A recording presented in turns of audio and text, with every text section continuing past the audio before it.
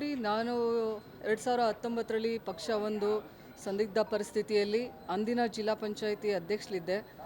ಪಕ್ಷ ನನಗೆ ಅಂದು MP ಚುನಾವಣೆಗೆ ನಿಂತ್ಕೋಬೇಕು ಅಂತ ಹೇಳಿದಾಗ ಚುನಾವಣೆಗೆ ಸ್ಪರ್ಧೆಯನ್ನು ಮಾಡಿ ಕಡಿಮೆ ಅಂತರದಿಂದ ಸೋತಿದ್ವಿ. ಅದಾದಮೇಲೂ ಕೂಡ 5 ವರ್ಷ ನಾನು ಪಕ್ಷದ ಒಂದು ಚೌಕಟ್ಟಿನಲ್ಲಿ ಪಕ್ಷಕ್ಕೋಸ್ಕರ ಕೆಲಸ ಮಾಡಿ 2023ರಲ್ಲಿ ಅಧಿಕಾರಕ್ಕೆ ಬರೋದಕ್ಕೂ ಕೂಡ ಸಾಕಷ್ಟು ಶ್ರಮವನ್ನು ವಹಿಸಿದ್ವಿ.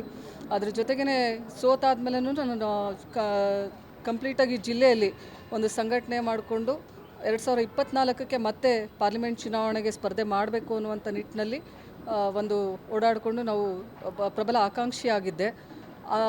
2024ರಲ್ಲಿ ತಮಗೆಲ್ಲ ಗೊತ್ತಿದೆ, ಅಂದಿನ ದಿನದಲ್ಲಿ ನನಗೆ ಟಿಕೆಟ್ ಕೈ ತಪ್ಪಿರುವಂಥದ್ದು.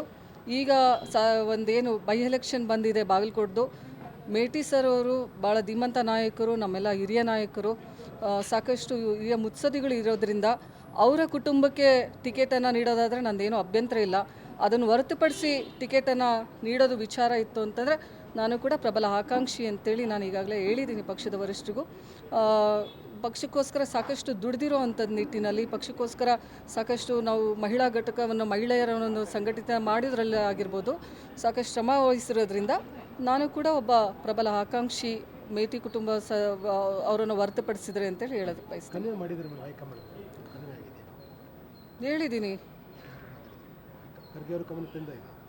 ನೋಡಿ, ನಾವು ಜಿಲ್ಲಾ ಮಟ್ಟದಲ್ಲಿ ಹಾಗೂ ರಾಜ್ಯ ಮಟ್ಟದಲ್ಲಿ ಯಾರ ಗಮನಕ್ಕೆ ತರಬೇಕು ನಾವು ಅವ್ರಿಗೆ ಹೇಳಿದ್ದೀವಿ. ಅವರ ಕುಟುಂಬಕ್ಕೆ ಕೊಡೋದಾದರೆ ನಮ್ದು ಯಾವುದೂ ಅಭ್ಯಂತರ ಇಲ್ಲ. ಅವರನ್ನು ಹೊರತುಪಡಿಸಿ ಕೊಡೋದಾಯಿತು ಅಂತಂದರೆ ನಾನು ಕೂಡ ಒಬ್ಬ ಪ್ರಬಲ ಆಕಾಂಕ್ಷಿ ಅಂತ ಹೇಳೋದು ಬಯಸ್ತೀನಿ. ಧನ್ಯವಾದಗಳು.